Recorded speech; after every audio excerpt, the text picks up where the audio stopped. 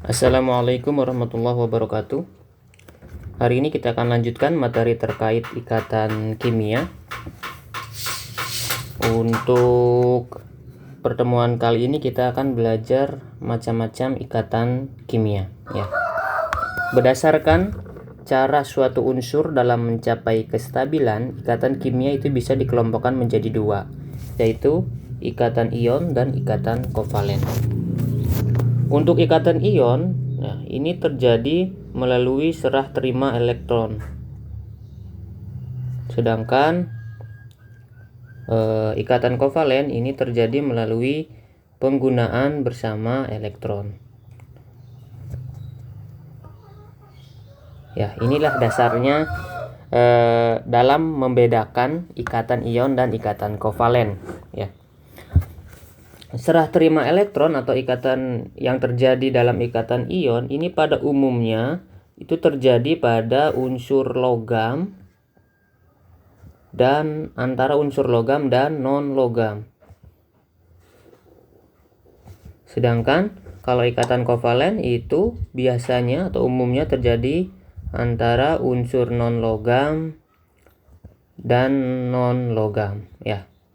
Dalam mengetahui jenis-jenis unsur apa saja yang logam dan non logam itu bisa dilihat dari tabel periodik unsur. Untuk logam itu yang sudah pasti termasuk logam itu adalah golongan 1A ya. 1A dan 2A.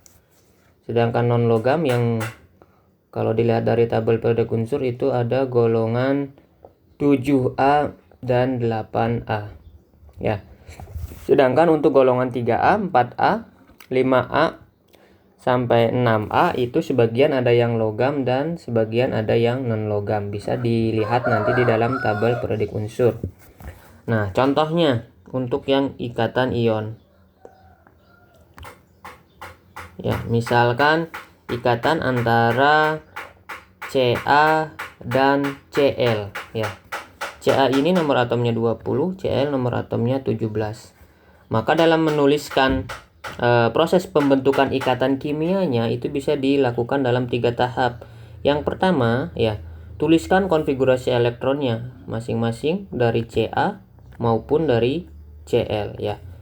Ca 20 maka konfigurasi elektronnya 2882. Sedangkan Cl 287 ya. Perhatikan di sini Ca elektron valensinya 2. Belum stabil ya, karena ciri stabil itu elektron valensinya sama dengan 8. Sedangkan Cl elektron valensinya 7, sama, ini juga belum stabil. Tidak sama dengan 8 elektron valensinya. Ya. Nah, ini tahap yang pertama, tuliskan konfigurasi elektronnya. Kemudian tahap yang kedua ya. Berdasarkan elektron valensi tersebut, kita lihat untuk Ca elektron valensinya 2. Nah, tidak stabil. Nah, untuk mencapai kestabilan maka Ca akan melepaskan elektronnya ya. Ca akan melepaskan elektronnya menjadi Ca2+. Kenapa menjadi Ca2+? Karena dia melepaskan 2 elektron ya. Sedangkan Cl ya supaya stabil jadi 8 maka dia akan mengikat 1 elektron ya menjadi Cl- ya. Perhatikan di sini, kalau dia melepas elektron maka akan menjadi bermuatan positif sebanyak elektron yang dilepaskannya. Melepaskan 2 maka menjadi 2+. Sedangkan kalau mengikat akan menjadi negatif ya sebanyak elektron yang diikatnya. Karena mengikatnya 1 maka menjadi Cl-. Ya, selanjutnya tahap yang ketiga ya. Sebelum masuk ke tahap yang ketiga kita cek dulu jumlah elektron yang dilepaskan ya. Jumlah elektron dilepaskan di sini 2. Sedangkan yang diterima 1. Berbeda ya. Maka harus disamakan dulu. Kita kali silang saja.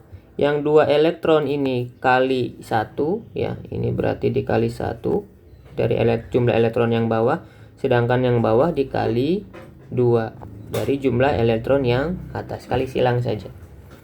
Sehingga ya Ca dikali 1 semuanya dikali 1 tetap berarti ya Ca kemudian Ca2 plus ditambah 2 elektron. Sedangkan yang bawah dikali 2. Jadi Cl dikali 2, 2Cl. Elektron dikali 2 jadi 2 elektron. Menghasilkan Cl min dikali 2 jadi 2 Cl min. Nah, sekarang sudah sama nih jumlah elektron yang dilepaskannya 2 dan yang diikatnya juga 2. Bisa dicoret ya karena jumlahnya sudah sama. Baru kita jumlahkan. Tinggal diturunkan saja ya. Yang sebelah kiri tanda panah nanti posisinya sebelah kiri tanda panah. Yang sebelah kanan posisinya nanti di sebelah kanan tanda panah. Di sini ada Ca ditambah dari yang bawah ada 2 Cl. Sedangkan sebelah kanan tanda panahnya ya Ca2 plus ditambah 2 Cl min. Nah, ketika bergabung nih muatannya jangan ditulis lagi ya. Muatannya jangan ditulis lagi. Ca muatannya 2 plus. Nanti ketika bergabung jangan ditulis lagi muatannya. Ya, tulis saja Ca. Ca-nya ada 1. Cl nanti minnya jangan ditulis lagi ya. Tulis saja Cl. Karena Cl-nya ada 2, maka 2 ini akan pindah ke belakang menjadi Cl2. Jadi ikatan ionik ya yang terjadi antara Ca dan Cl nanti akan membentuk senyawa CaCl2.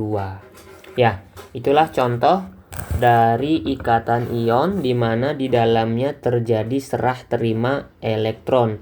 Ada Ca yang kelebihan elektron, maka dia harus melepaskan elektron. Sedangkan Cl kekurangan elektron, maka dia harus mengikat elektron. Nah, sekarang perhatikan bedanya dengan ikatan kovalen. Ya.